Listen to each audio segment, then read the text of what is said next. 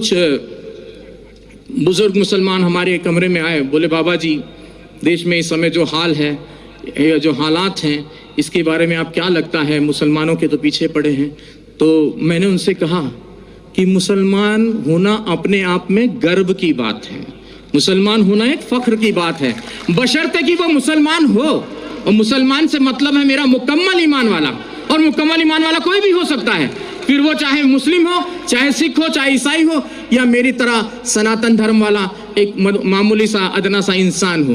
तो मुकम्मल ईमान आना जरूरी है, और जब मुकम्मल ईमान आ जाएगा तो मुसलमानों का कोई क्या बाल वाका कर सकता है।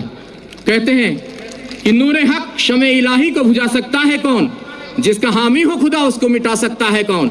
ना तलवार की धार से, ना गोलियों की बौछार से, रब का बंदा डरता है तो सिर्फ परवरदिगार से, और आपको किसी से डरने की कोई जरूरत नहीं है। एक छोटा सा किस्सा और आपको सुना दूं।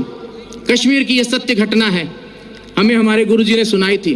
कहते एक मुसलमान जो सवेरे की नमाज होती है, फजर की शायद मेरे ख्याल से वही होती है, तो वो नमाज के वक्त वो जो है अपने घर से खोमचा बोलते हैं, छोटा सा ऐसा ठेला होता है जिसमें वो छोले और आलू उबाल कर घर से वो ले जाकर बेचते थे। तो बड़े ही अल्लाह के बंदे थे, बहुत ही ईश्वर की इबादत करने वाले बंदे थे।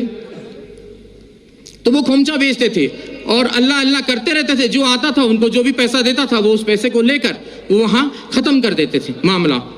तो वो खोमचा चला देते थे और दे देते थे किसी को, और कोई भी उनको, अब ऐसे भी लोग थे उस भीड़ में जो उनको खोटा सिक्का देकर चले जाते थे, और वो अल्लाह अल्लाह करने वाले व्यक्ति, उनका ध्यान सिक्के पर ना होकर अपने अल्लाह पर रहता था।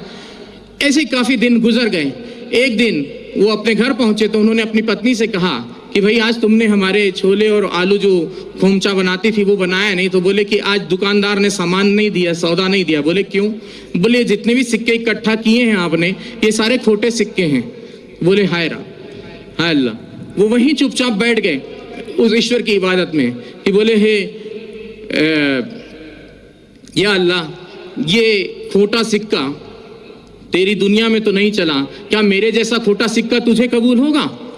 तो उसने उसी वक्त वहां पर एक नूर प्रकट हुआ और आवाज आई कि उस थैली में हाथ डालकर देख। और जब उसने थैली में हाथ डालकर देखा तो वो सारे खोटे सिक्के सोने की अशर्फियों में तब्दील हो गए थे। तो मुसलमान ऐसा होता है जो किसी खोटे सिक्के को भी हाथ लगा दे तो सोने की अशर्फी में तब्दील कर दे। तो इस चीज का ख्याल रखना चाहिए, मुसलमान को किसी से घबराने की जरूरत नहीं है।